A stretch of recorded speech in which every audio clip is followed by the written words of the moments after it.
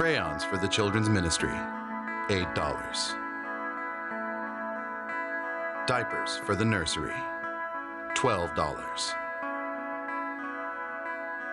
Bibles provided for students, $80. Care packages to missionaries, $200. Knowing what you give makes a difference, eternal. Good morning, Risers. How you guys doing? What's up? It's good to see you guys again. It's been a couple weeks since I've been on this stage, and I just want to celebrate and say, didn't Pastor Kieran and Pastor Josh do an amazing job last couple weeks?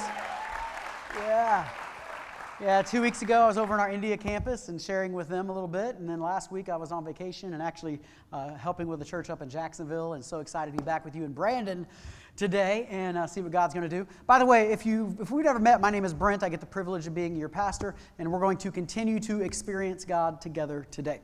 And by the way, you picked a really good day to be at church because, you know, a lot of times in church we get together, we study the Word of God together. That's good.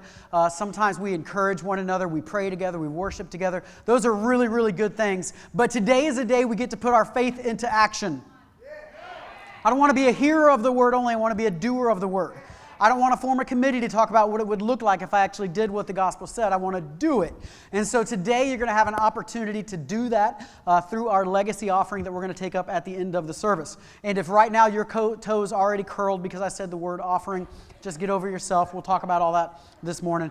Man, it's going to be a truly, truly great day to talk about what God wants to do. So we're going to have to take up our legacy offering. Legacy offering is an interesting thing because legacy in its very nature is all about somebody else, not about the person himself, right? So legacy is not about what I get, it's about what I give. People who are all about themselves might become a legend. They might become famous. You might tell some stories about them. But people of legacy live their lives to actually help others and invest themselves into others. So you're not just telling stories about them. You're actually carrying a part of them with you. You with me? Legacy is a powerful concept. It's a powerful idea. Legacy is not about what I accrue. It's about what I can take that I have accrued and invest it into other people. It's about being a blessing to other people. Tony, if you could go to that next one. But today we want to put our faith into action. So let's talk about this legacy thing. Would we steward our lives and our assets in such a way that what we've been given is not about me, myself, and I. It's not about me. It's about somebody else. We start to live this legacy life. I think it's a powerful thing. And when you do it really well, when our life becomes not about me, it means everything that's been put into me is going to be poured out. We become like Paul, who said, I am poured out like a drink offering to God. And as you pour out to others, you invest in them, not just yourself. It's not about your own success, it's about their success. So whatever God has given me is not for my purposes only, it's for others. Are you with me? And I think that's really, really the way it works. So we all want to leave a legacy. I think there's something inside of us, every one of us, that we want to leave a legacy. We want to leave this world a little bit better than we found it. We want to pass off something to our kids and our grandkids, and if you think deeply enough, maybe your great-grandkids and beyond. You want to do something that gets invested in them, that goes and lives on outside of you. You want to make an impact. You want to leave this world a little better than we found it. I think that's natural. We want to leave a legacy. The problem is that we live in a society that is the opposite of legacy. We celebrate the legends. We celebrate the people that are legendary, that accomplish something great, and we talk about them, but they may never actually do anything beyond that to impact the other people around them. So we celebrate a Babe Ruth or a sports figure who did something legendary, but who may not have actually impacted other people to raise everybody up. Are you with me?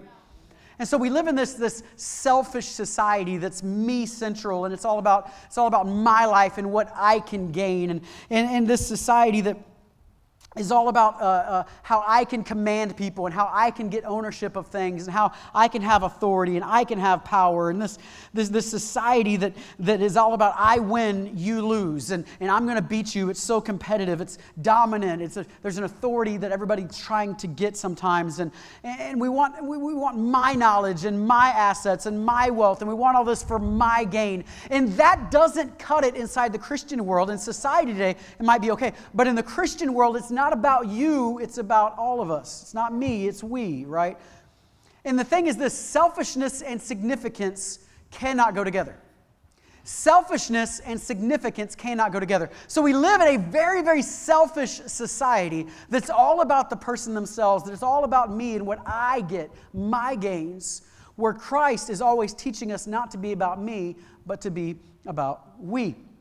And so this is a radically different viewpoint that starts to happen whenever you transition from thinking about me all the time to thinking about others. Because legacy is about putting the success of others above yourself.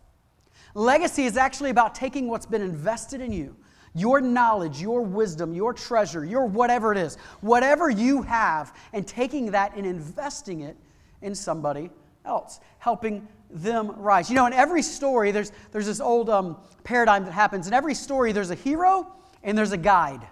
You ever notice that? A great example of this would be Karate Kid. You see this in virtually every story, but Karate Kid, you have the hero, Karate Kid, but you have the guide. And the guide is the one that actually takes and pulls out the hero out of the hero. Heroes oftentimes are puny and insignificant, and they feel like they can't accomplish anything, and they feel this and that about themselves. And they're not a hero at first because they need a guide. And the guide is the one that actually invests in the hero to pull the hero out of them. What we have in our society today is a lot of people who want to be heroes and not a lot of guides who are willing to invest in somebody else to help raise them up. I was listening to a podcast and I heard this story of Pete Carroll. He's the Seattle Seahawks head coach. I know we got some Seahawk fans here. Yeah, we don't care.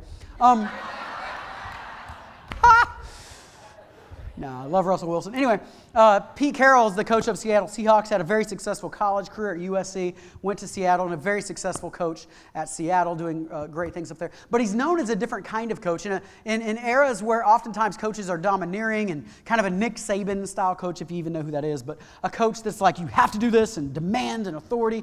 Pete Carroll's very different. He loves his players and wants the best for them, and actually they perform for him because of his love for them. And he actually wants their success more than he wants his own success. He doesn't make them play well. He loves them so that they play well. It's a weird paradigm. And they were asking him about this. They said, in order to do this, they said, Pete, you have to care more about their success than your own success. And they said, Pete, when did this happen to you? When did you start caring more about other success than your own success? And Pete Carroll said that after high school, he said, I had accomplished everything, or maybe not everything, but I had accomplished a lot of stuff in my own eyes. He said, and I just thought to myself, I'm good. If I'm not successful anymore, that's okay. I want to make my life about letting other people be successful. And so, watch this. So as he has then turned and focused outward onto everybody else, as the players and the teams are successful, he becomes successful because he's not trying just to be successful himself, he's trying to make them successful. And I love it, and I try to live this way, and I love it because Pete Carroll said, every year or so he'll sit down with his players and say, hey, what do you want to be in 5 years, in 10 years? After your NFL career is over. When he was coaching college, he sits down with the players, after you graduate college, what do you want to be? Because my job is to help you be that. Your mission is my success. I just want to help you get to that place that God's calling you to be, that you want to be. And so his life became about somebody else. That is the Christian life. That is the way it's meant to be, because legacy is about putting the success of others above yourself.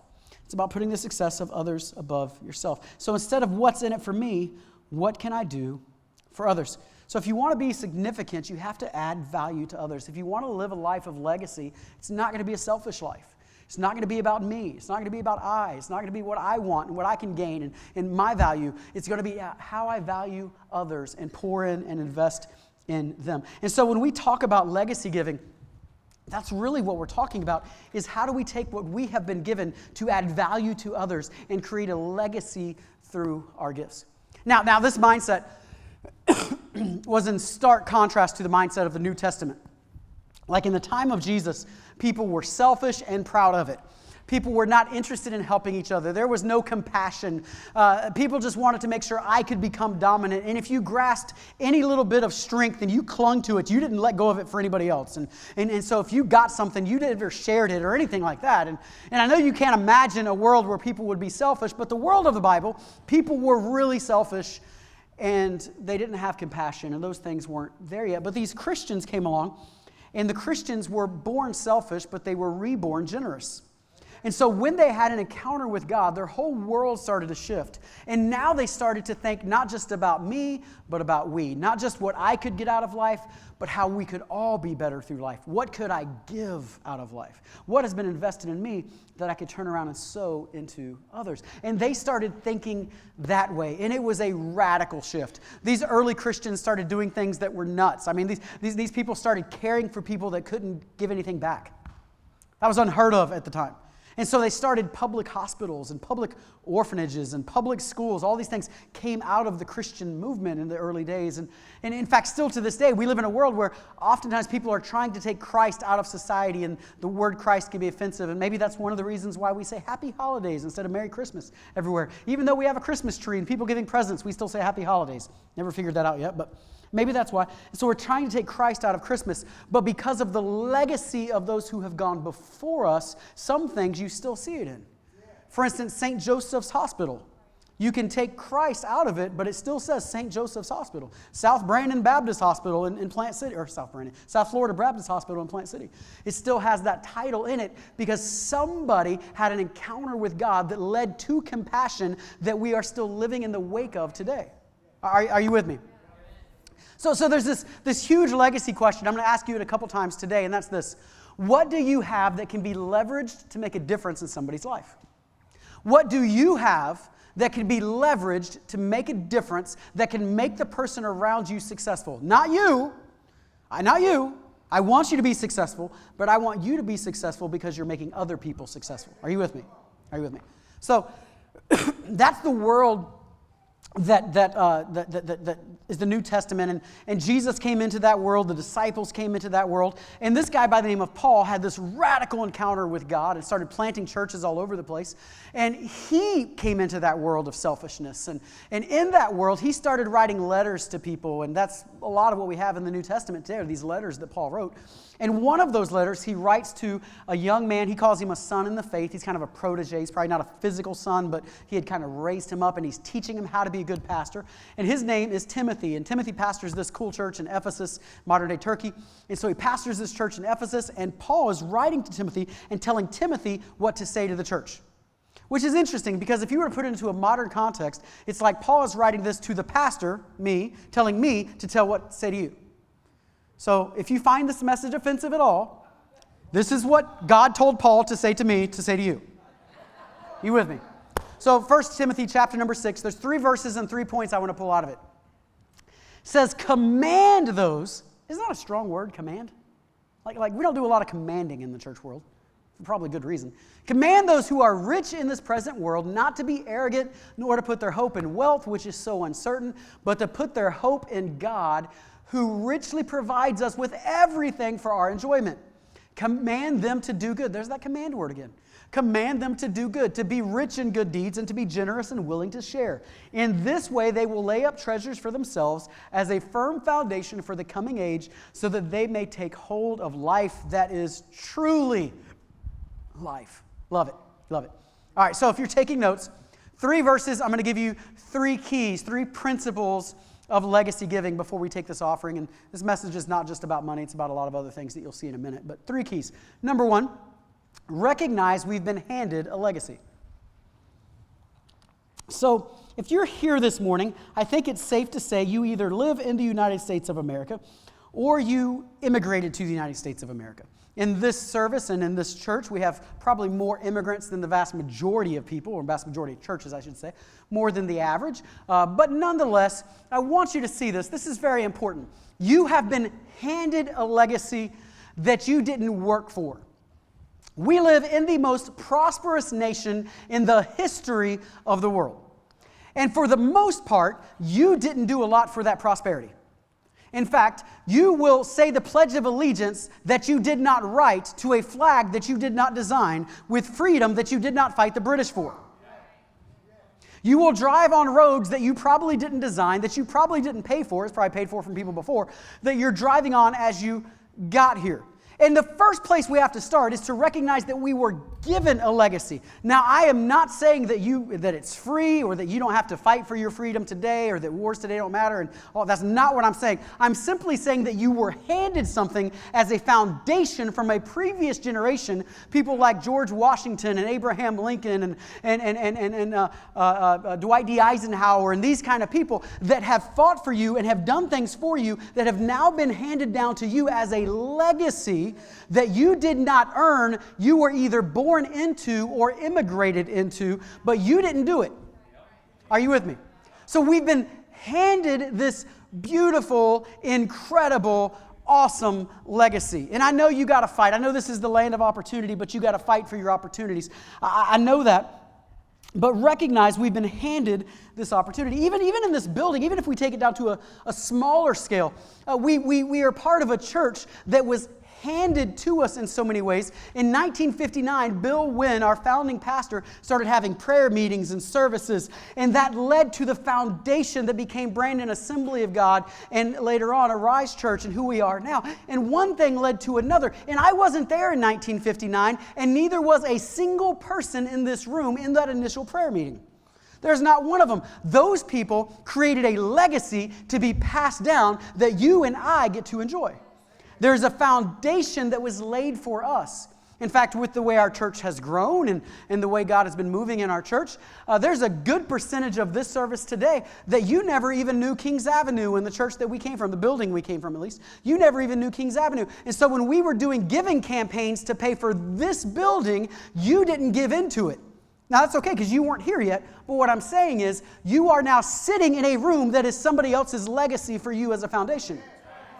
I wonder what foundation you are creating for the next generation and your grandkids and great-grandkids. So recognize we've been handed something, and now it's our turn to take it further. And part of what we have been handed is that we are the most prosperous nation in the history of the world. Prosperity is a huge part of the United States. And I know when we talk about riches and things like that and wealth, nobody in this room, hardly anybody ever thinks they're wealthy until you actually look at it in the world standards. And then some people are like, well, you're not taking into consideration the cost of living or different. Even taking into consideration the cost of living. If you are an average American, you make 10 times more than the average person outside of the United States of America. Even taking into the cost of living. If you are an American, you are easily, if you're a middle-class American, not even if you're anywhere, you are easily in the top 10 percentile of the world's population of income, with cost of living taken into consideration. If you drove a car here this morning, if you own a car, at least one in your family, then you are in the top 10 percentile of the world's population. I'm not like shaming you. I'm just painting a picture here. We think, oh, well, I don't have any money. I don't have this and that. But if you compare it to the way the world looks, we are very prosperous because somebody handed it down to us. Then we have to take it and keep carrying it forward. Are y'all with me? And so we have been significantly blessed. And when Paul uses this word right here to Timothy, and he says, those who are rich in this present world, he's talking to us. So I'm not rich. No, maybe you're not compared to your neighbor. But the first time we went on a mission trip years ago, my eyes were opened. If you've never been to a third world country, or really outside of the U.S., period, your eyes may not have ever been opened. First time we went to the Baja Peninsula in Mexico, down on the Baja Peninsula, and we saw things that I had never seen before, and it rocked my world as a young man. And Ada and I were newlyweds, or pretty newlyweds at that point, and she was down there with me, and I saw one little boy who was probably 3 years old or so, that his sandals he was wearing were way too small, and his toes had curled over the end like this and had naturally curled to fit onto the shoe. And I watched him walking around for something that would cost you and I $1 at the dollar store to get sandals. Like, these were not expensive, cheap sandals. You didn't have them. And it broke my heart. We walked around and we were doing ministry there, and the Baja Peninsula gets almost no rain, very, very small amounts of rain. And so they actually make houses out of cardboard boxes. So things like refrigerator boxes. You know those boxes that you're going to buy your kids for Christmas because you bought the box, not the toy for your kid? Because you know they're going to play with the box more than the toy. That's how it works. But they would literally take refrigerator boxes, and like your kids might, they would cut windows out of the refrigerator boxes. Sometimes they would take them and tape them together, these large boxes, and they would patch them with cardboard boxes and things like that. And they would live in those because they got such small amount of rainfall, they could get away with that. It's crazy. It's mind-boggling. And they live like that. We think, oh, I'm not rich. Yeah, maybe not compared to your neighbor. But when you look at the world, you're very wealthy. Places like the first time, where was I? In Costa Rica, and working in the slums of Costa Rica, where the average pay was $10 a month. U.S. dollars, like that would be the equivalent. U.S. $10 a month those guys were making there. Thinking of Nicaragua, the first time I was in Nicaragua, and we went down by the slums, and all these people were actually living in the dumps of Nicaragua.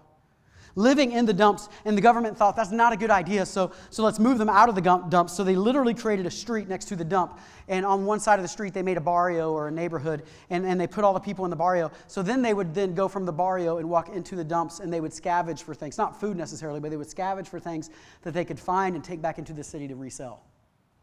Little kids, 4, 5, 6-year-olds, you would walk them out there fighting against vultures, because vultures were all over the place there, fighting against vultures, skewing them or pushing them away in order to pick up something they could take. And so we're not rich. I get that.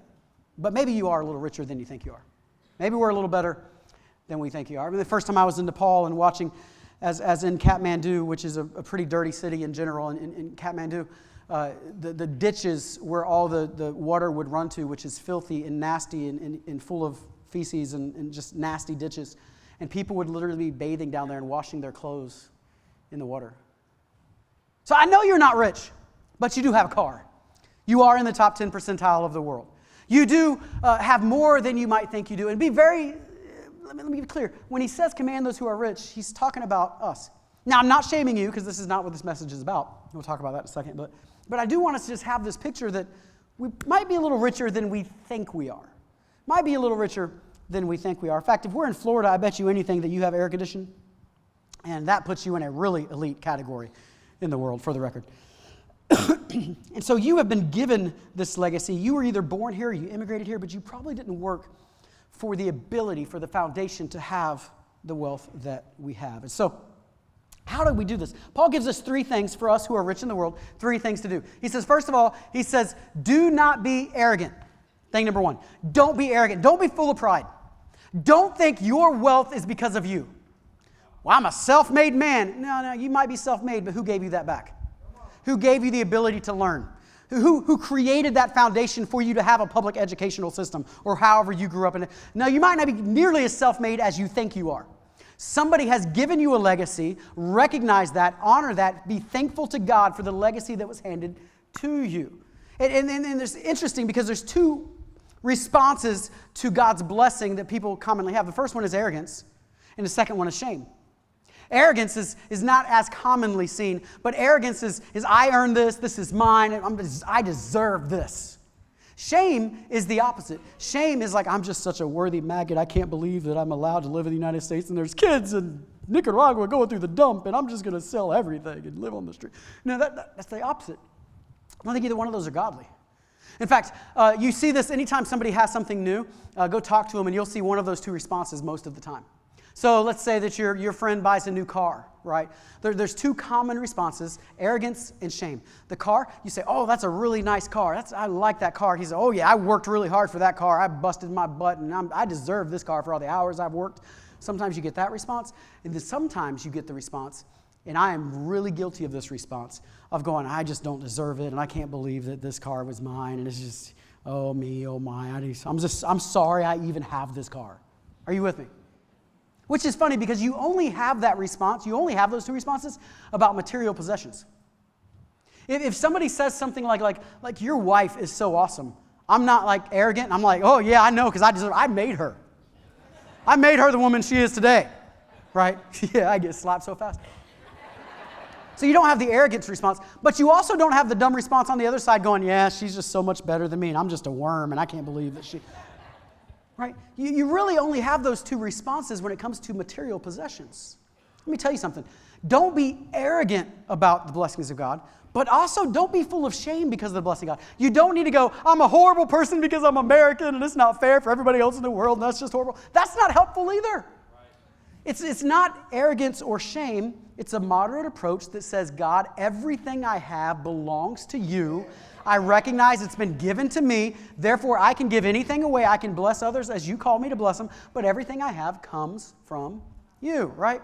So don't be arrogant and don't be full of shame with it. So he says, do not be arrogant, nor to put their hope in wealth. So he says, don't put your hope in wealth. Here is a big trap of the enemy. As soon as we have been blessed, when we are the rich in this pleasant present world, which we are, we got air conditioners and cars, when we are that person, the tendency is to now put my hope in wealth. If I can get more money, if I can accrue more assets, if I can get this or that, which is why the world that we live in, as we have more blessings, becomes more dominant in authority and controlling and more selfish, and they are all out for themselves because we're putting our hope in natural things. There's a problem with that, and he says it right there. Don't put their hope in wealth, which is so uncertain. What's the problem with putting your hope in wealth? It's uncertain. It can be here today and gone tomorrow. Anybody vouch to that, right? You can have the job today that you think is great, and it can be gone tomorrow. You can have the house, and then you have a fire, and it's gone. Wealth is completely uncertain. In fact, let's be real. A whole lot of every one of our wealths have to do with the national economy, which you have very little specifically to do about. So one politician or one person here or there can make a couple decisions that can radically change your finances. So it's uncertain. It's here or there. So don't put your hope in uncertain wealth. But what do? But put their hope in God. So my hope's not going to be in wealth. It's not going to be in riches. It's not going to be in how much money I own. It's going to be in God. Why? Because He is certain. Finances are uncertain. You can lose your house. You cannot lose your God. Come on, y'all. You can lose your bank account status. You cannot lose your God. He is certain. He is faithful. His love is always there for you. So put their hope in God, who richly provides us with everything for our enjoyment. So recognize that you have been handed a legacy. You've been handed a legacy. Secondly, excuse me. Secondly, own the responsibility to grow our godly legacy. So what's the second principle? So we've been given this godly legacy by forefathers and others. We've been given this beautiful, maybe even by parents who passed down something to us, wisdom or knowledge or trained us up right. We've been passed this legacy. Now we want to take this legacy we've got and make it a responsibility to actually grow it for the next generation. Now we want to make sure that my legacy is not just about what was handed to me. I am the mediator between what was handed to me and what I will hand off. And that, my friends, is stewardship. It's being faithful. Faithful does not mean hiding something. If you know the stewardship parables, that was frowned upon. It was actually taking what had been given to you and multiplying it and making it more to give off to the next person. So we have this responsibility. So how do we do that? How do we do that? Well, command them. There's that command word again. It's just harsh. We'll come back to that. Command them to what? Do. There's like 3 of you. Are y'all paying attention? Command them to. Good job. Command them to do good. To do good. So we've got to take the blessings that we've been given, whatever that is, and do good with it. Right? So when you have been given blessings in any area of your life, when you've been given riches, not just money, in any area of your life, when you've been giving more than others, had more success in any area of your life, it is not about you, it is about the people around you.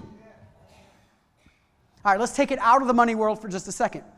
If you are a student in this room and you think math is easy and math is so nice, you might have a student next to you that struggles in math. The fact that God has given you the ability to do math is so that you can take somebody who doesn't do math so well and encourage them and build them up.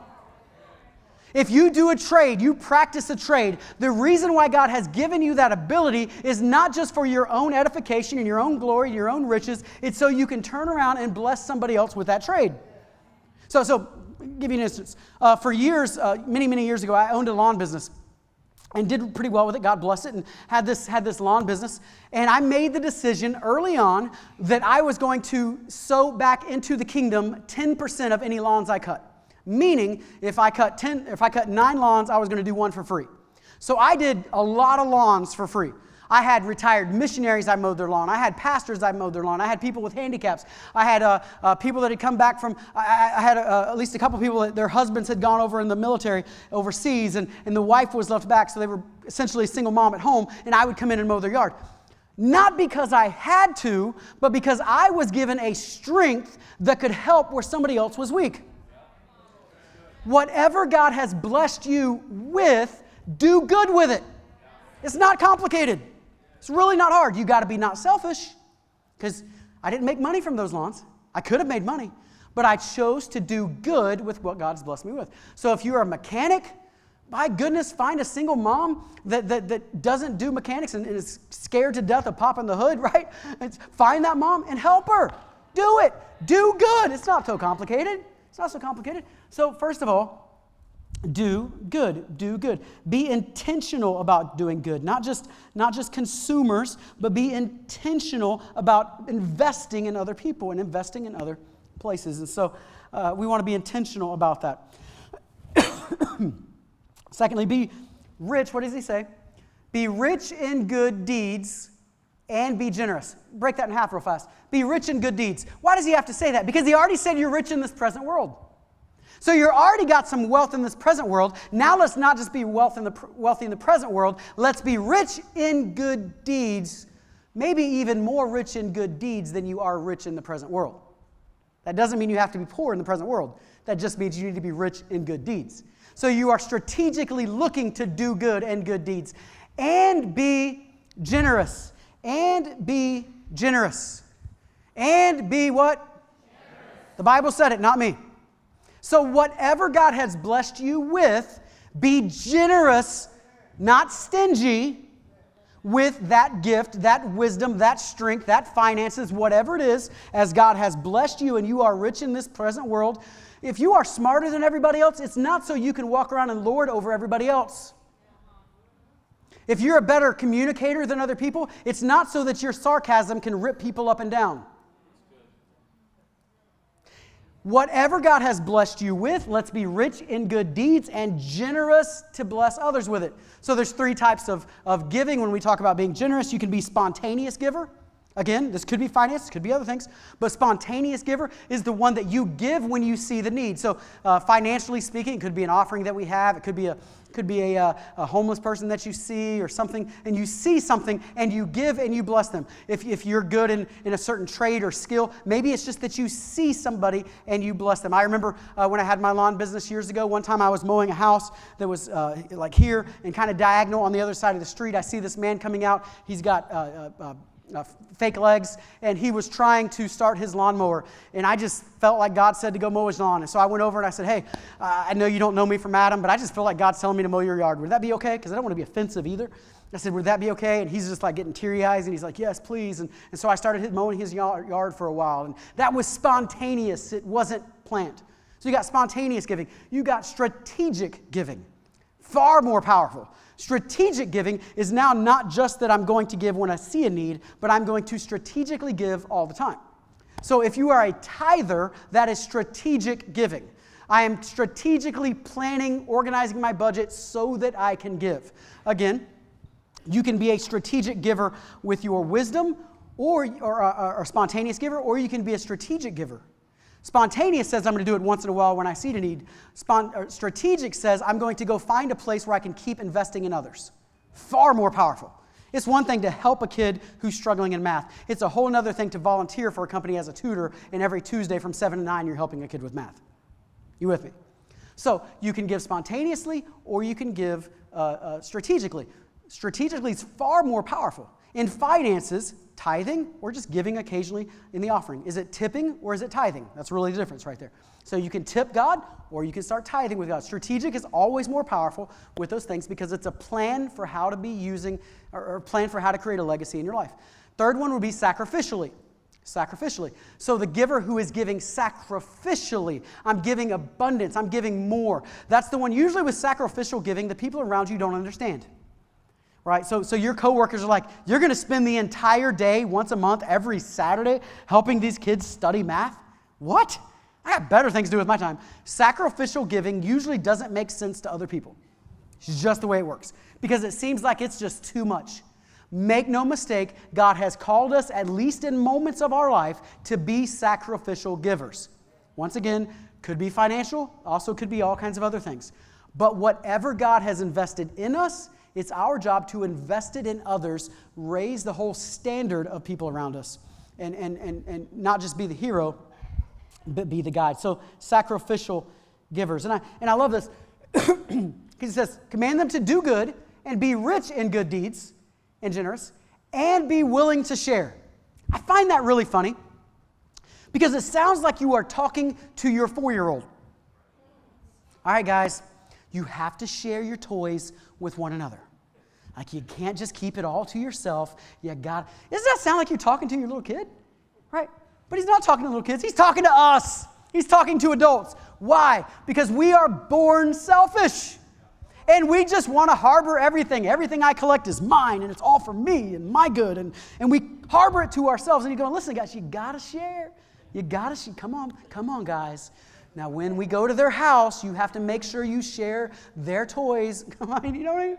All right, so be willing to share. Why is that? Why do we give? Why do we share? Why do we do these things? First of all, in the financial aspect, because your heart always follows your money.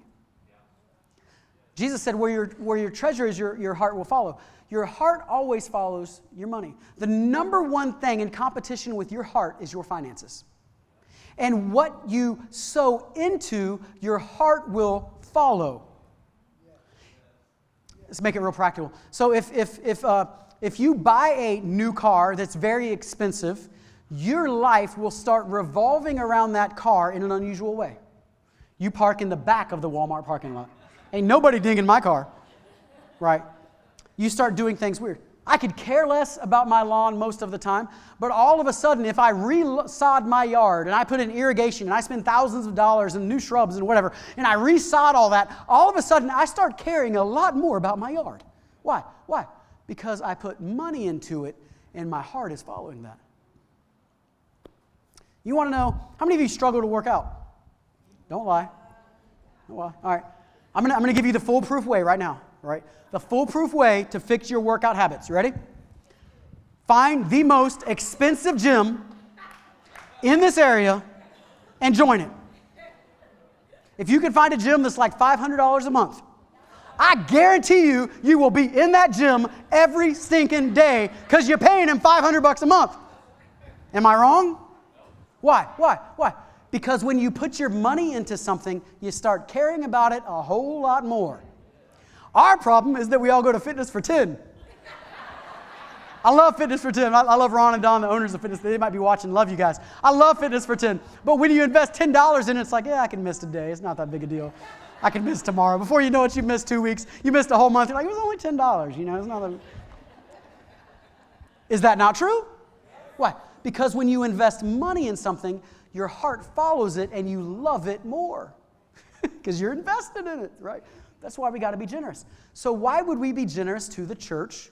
Why would we be generous to God? Because if we want to love God more, we invest in God more.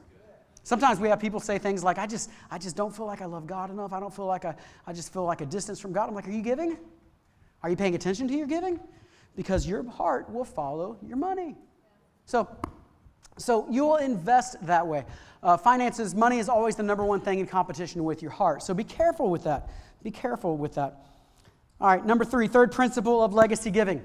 Invest in eternity. Verse 19 says, in this way, they will lay up treasure for themselves as a firm foundation for the coming age, so that they may take hold of the life that is truly life.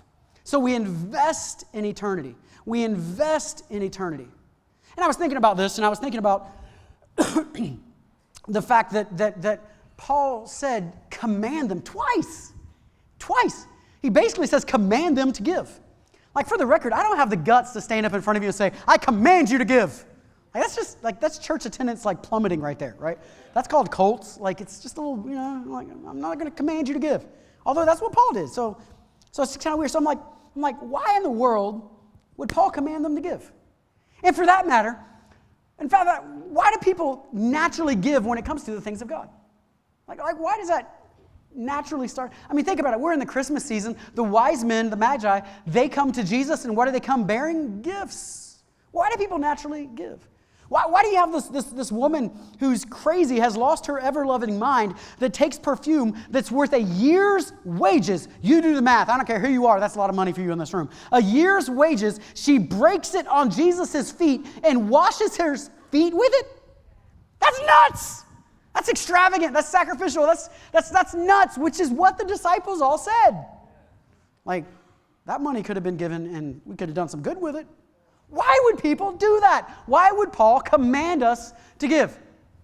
And then it started to dawn on me. When you have a rebirth, from that point on, you owe like if you really get this is powerful, you owe everything that you are to the place of that rebirth.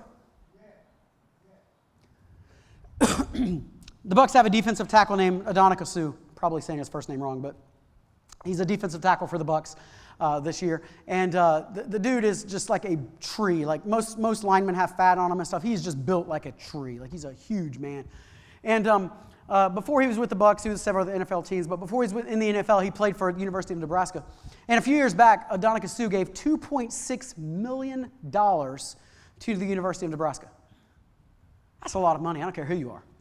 $2.6 million to the University of Nebraska. Not just to the university, but $2 million of it was specifically, it's to the football program, but $2 million of it was specifically to the strength and, what do they call it? Strength and conditioning program. So like new weights and that kind of stuff. $2 million, like, you could put a pretty good gym in for $2 million. I'm just saying, my home gym could take a step up for $2 million. $2 million. Why would he do that? Why would he do that?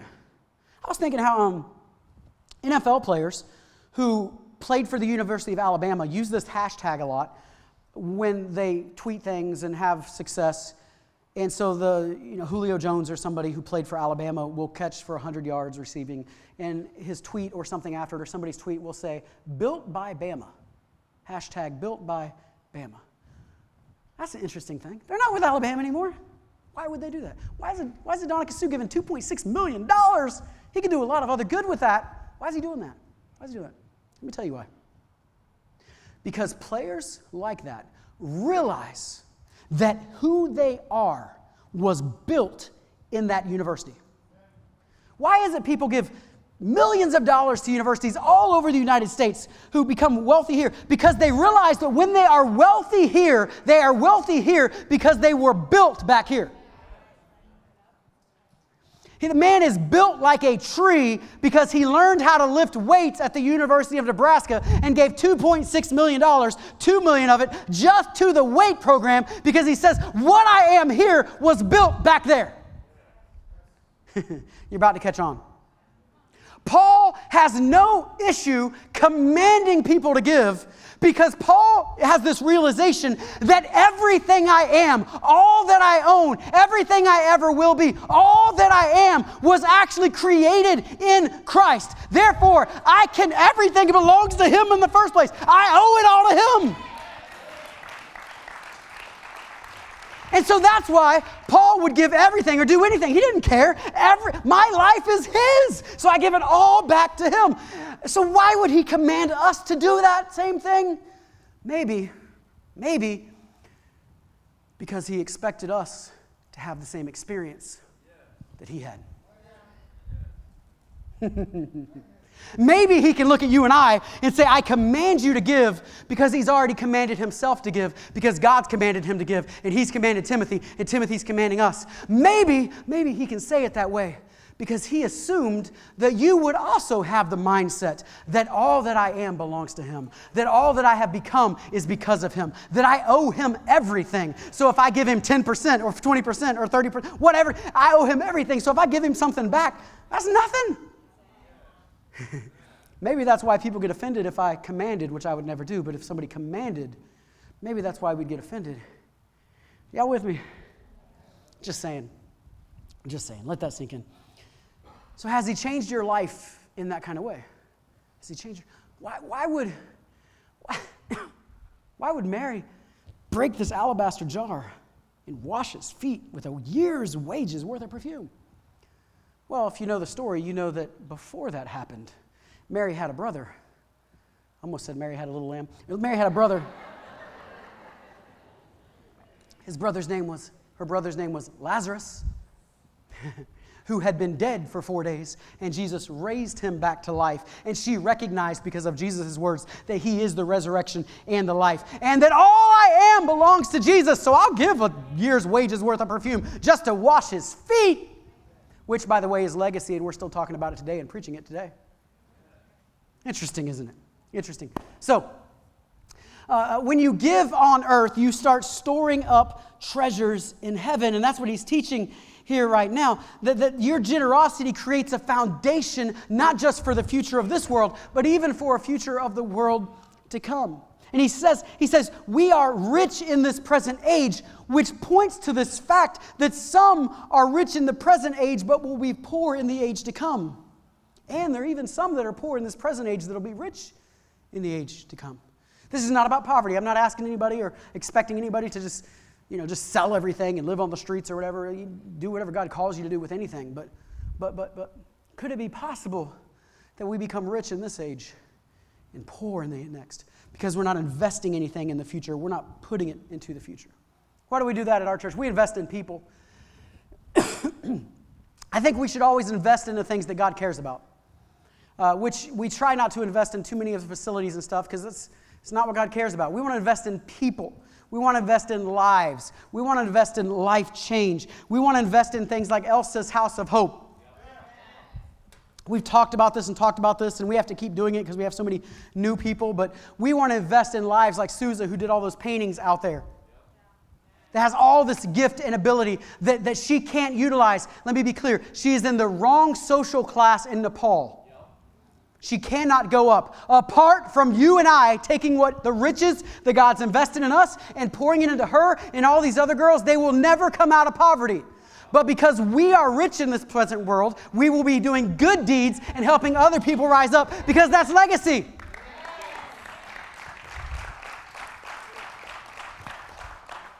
We work strategically with Breaking Chains Network, which works in Belgium. Belgium is a hotbed of human trafficking in all of Europe, a huge area of human trafficking.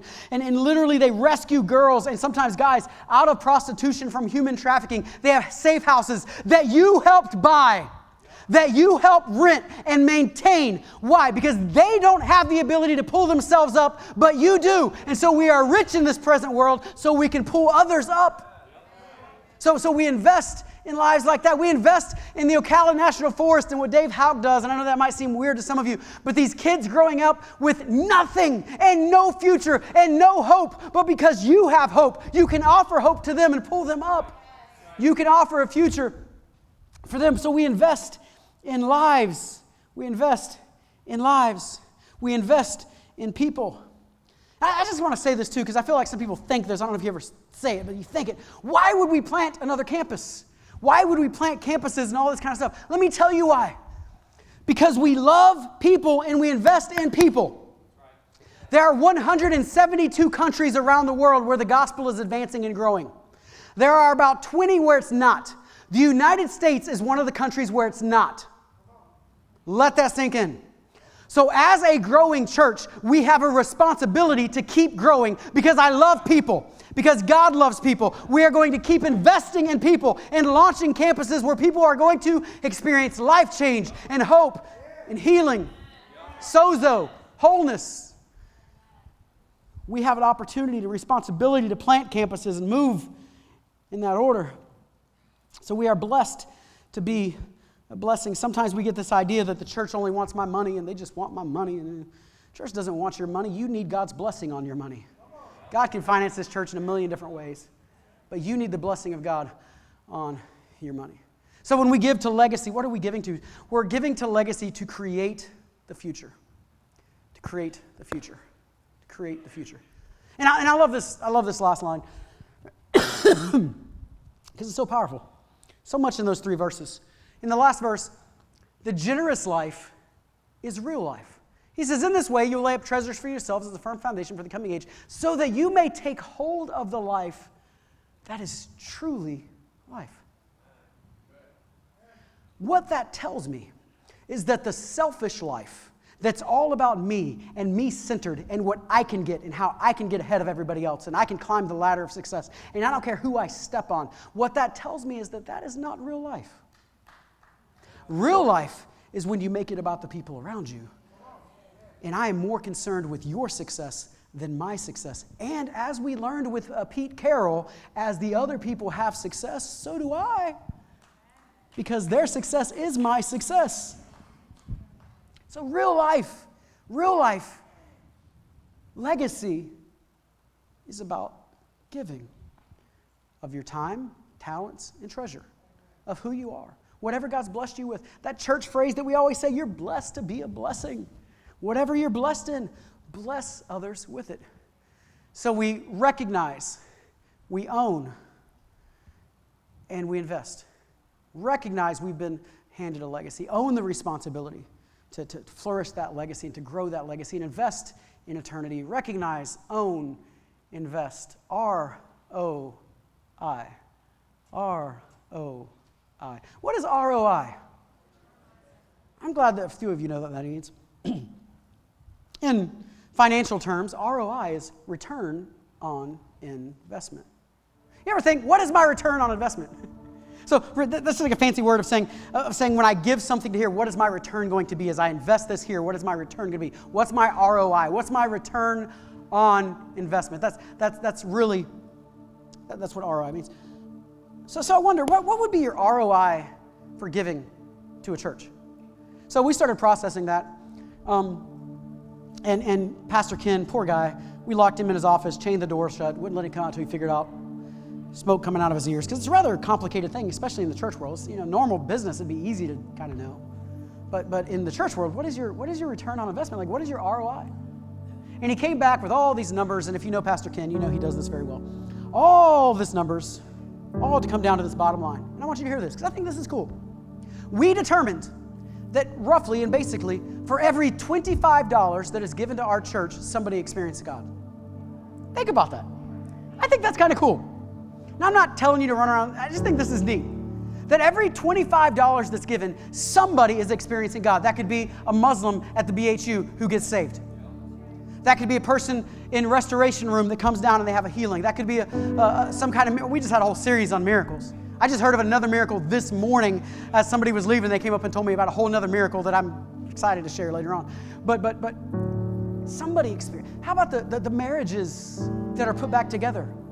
$25 is roughly how much that costs. Now, I'm not don't take that too far. I just think this is neat. This is neat. So if you give $100 to our church, like if you're tithing and you give $100 or $200 or $500, do the math. That's pretty cool. Like I'm not saying you can get to heaven and be like, so God, according to my math, you owe me 30,000 crowns. I'm not saying you can do that. But I think it is cool to have a bigger picture. It is cool to go, man, when I tithe $200 this week, that's 8 people that are experiencing God somehow in different ways. I think of the girl over at, a little while back, girl over at Mission Barbecue, young college age girl working at Mission Barbecue. You never would have thought anything of her. And I was wearing my Rise shirt as I went through the line at Mission Barbecue. And she said, "Oh, you're at a Rise." She didn't know who I am. She's like, "You're at a Rise." I'm like, "Yeah, it's a cool church." And it's like my favorite thing in the world is to act like I don't know anything. Anyway. And she's like, "You're at a Rise." She said, "That's that church over that was on Kings and y'all moved over to Paul's Drive." I said, "Yeah, that's us." She said, "You would never know this now." She said, "I went through some years when I was a teenager that I was homeless." She said, "I used to take showers there." She said, "Thank you so much." She said, "I got my life back in order now. I got this job. I'm going to college. Blah, blah, what's going on?"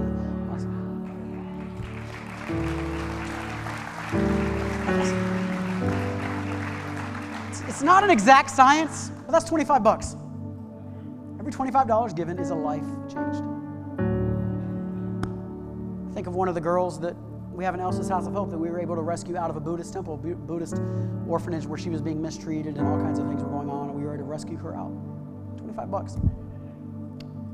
I think of the Arise India meeting that I had a month ago or so now, right before they launched, and I'm sitting with their dream team essentially, and I'm sitting there with them, and I'm talking about our church and our core values, and tears are going down some of the ladies' faces. And I'm like, our core values really aren't that like emotional. It's like, we value, and we get done, and Pastor George is explaining, he said, "You don't understand." He said, "These ladies have prayed for this for years. For years. You are the answer to prayer." I'm like, wow. And we could tell you story after story of marriages that are being put back together and have been put back together. I can tell you story after story of people that come in and they have nothing, and we help build a resume for them and help them get a job and move forward. Story after story of people that go through financial crisis and we're able to help in the middle of that. Story after story after story we could share in this church, but it all bottoms down to roughly $25 per story. I think that's kind of cool. It's kind of cool. So for every $25 given, a person experiences God through our church, and I know there's other ways as well. So let me ask you the big legacy question again. What do you have that can be leveraged to make a difference in someone's life? What do you have? How do you take your success, wisdom, knowledge, trades, finances, whatever it is, how do you take your success and invest it in somebody else's success? How do you make your life not so much about you, not so much about me, but about we? How do you do that? How does that look? How does that look to you? How does that look to you? So we're about to take a legacy offering in just a moment, and we're not looking for equal sacrifice, but we are looking for everybody to give. It's one of those things, everybody can't do everything, but everybody can do something. And we're not looking for equal sacrifice, but equal contribution. I want us to be a cheerful giver. I don't want us to give, and please don't give because I shamed you somehow. That's a horrible way to give. I hate when pastors do that. Can I just get an amen for that? It's like, you're rich and these kids don't have any shoes. You're like, I'm going to give everything. Like, that's not the reason to give. Give because God spoke to you. Give because it's the right thing to do. Give because the Bible says to do good with your blessings. Give because of that. But I want to be real clear about this one. And it's interesting to me. I heard several comments positively about it after the last service. I didn't think that much about it, but this is important because as our church grows, we have a lot of consumers. You come and you consume things, but you don't contribute. And this is actually a key moment in some of your lives. Not all of you. Many of you have been contributing for a long time. But for some of you, this is a key moment where you can start the process of contributing to our church, not just consuming from our church. It's a giant faith step. It's just as big in some regard as walking to the altar for prayer or saying the salvation prayer and following Christ, choosing to follow. It's another step in that journey. I'm not saying you're not going to heaven if you don't tithe or give or whatever. That's not what I'm saying. But it is a step in your faith journey. And for some of you this morning, God's calling you to take that step. There's some people that this will be the first time you've ever given to any church in your life this morning. And I just want to say, I think that's awesome. I applaud that. And so, yeah. So for some of us, it's time we move from consuming to contributing. Now, I don't know who you all are. I don't pay attention to that kind of stuff, but you know who you are. And so if you're in this room and that's you, I just listen to God. See what he's saying. Some of you, it's time to start tithing. It's time to start putting God into a percentage of your budget and say, God, I'm going to give you this amount every time. I'm going to be a strategic giver, not just an occasional giver. For some of you, it's that. For some of you, it's to be obedient here. I did say we have been announcing it as a 1 day's wage kind of thing, 1 day to change the world, give 1 day's wage. I was writing and working on the message this week, and I just felt in my spirit, I thought that was a horrible thing to do. We should have never done that. I'm going to change that and just say, you can do that if you want, but you really should just ask God what you should give. Because there are some of you that can give well more than that. And maybe that's a baseline, maybe that's a place to give, but others of you, God's going to call you to do that, and if you're not careful, you'll take the easy way out. And that's just from God. So let's move. So when you came in, you got a donation card, a legacy card. Can you put that on screen? This is what it looks like. Dwayne Johnson is giving to, that's The Rock. Although I figured Dwayne Johnson's got to be a common name, so there's got to be somewhere around here somewhere. But he's giving. This legacy card is really only if you're making a monthly gift, a monthly pledge to do reoccurring. You don't need to fill it out if you're giving a one-time gift. You can. In fact, if you're giving a one-time gift and you're going to do it online, or if you're doing it via text giving and you want to bring it forward with everybody else in a minute, you can write that number on there and then just write next to it something like I gave online or I gave through text, just so you have something to bring forward with everybody else in a minute. But really, you just want to put your information at the top, and then if you want to put an amount that you're giving today, or I'm leaving a legacy by committing to give so much per month. We would love for you to start that journey as well and be a strategic giver. Everything you give is given away. Every $25 is changing a life. And so we just invite you to go on that journey alongside of us. Would you stand up with me, and would our ushers go ahead and make their way forward? When we talk about legacy, where does this money go? Everything that's received in legacy funds gets given outward. We have 3 areas of legacy. Legacy 1.0, those are local things we work with different schools and just all kinds of local things like BHU and the hospital and different things that we work with locally. Legacy 1.0 is basically inside of Hillsborough County right now. Legacy 2.0 is what you might call home missions, things that are beyond our county but still stateside. Legacy 3.0 is what most of you would refer to as world missions. And so missions that are going on outside of the world, things like what's happening in Belgium, Elsa's House of Hope that we're involved in, and those kind of things. Every bit of what you give this morning gets given away, and just want to give you an opportunity to pray about it, ask the Lord what He would have you give. And I'm going to pray over this offering, and we're going to invite you to come on up and give. And once you do that, and as you're giving, Pastor Jason and the team is going to lead us in a song. Don't leave yet, because Pastor Ken has some closing thoughts he wants to give. And he'll take it from there, and if you would like special prayer, we have that at the end as well. But today is a beautiful day, because today is a day that we're not just talking about our faith, we're living on it. Let's act on it. Let's live out loud. Let's pray together. Father, Lord, I know you are a generous God, and we are most like you when we're giving. So, Lord, I pray that you would speak to each one of our hearts, whether it's $1 or $10,000, it doesn't matter. But Lord, I pray that you would speak to our hearts and that you would lead us in our giving this morning. Lord, there are marriages that are going to be restored because of this giving. There are teenagers that are cutting themselves and wanting to commit suicide that are going to find hope because of this giving. Restoration is going to happen in people's lives. Healing, physical and spiritual and emotional healing is going to happen because of this giving. So, Lord, we're grateful to be a part of this. And Lord, as we recognize that we are rich in this present world, might not have thought so before, but we are. God, I pray that we use our riches to leave a legacy in others, to invest in them, that our success is not about us, but it's about the people around us. So we take what we've been given and we invest it in them and help them be all that you've called them to be. Lord, I pray that you speak to hearts clearly this morning. And as we give, I pray that just as the kingdom works, Lord, that we're blessed. We don't give because we're blessed, but we know it happens. And so, Lord, as we give this morning, I pray it's an opportunity for you to open the windows of heaven, pour out a blessing on your people. Let us see that you are true to your word and that the kingdom principles is true, as we submit it to the King blesses it. Let us see that. Let us experience that. Let us be encouraged by that. That our trust is not in finances. Our trust is in you. And we pray these things in Jesus' name.